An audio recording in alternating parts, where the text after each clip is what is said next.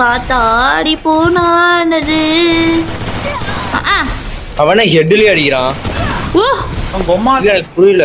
அண்ணா அவன் ஹெட்ல மட்டும் தான் அடிக்கிறான். அவ்வளவுதான்.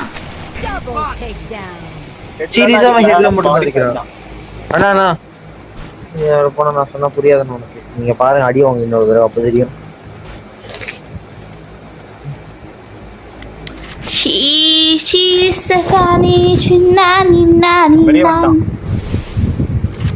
யாருன்னே தெரியலண்ணா. அவர் அந்த MP40 நல்லா விளையாடுறாருப்பா.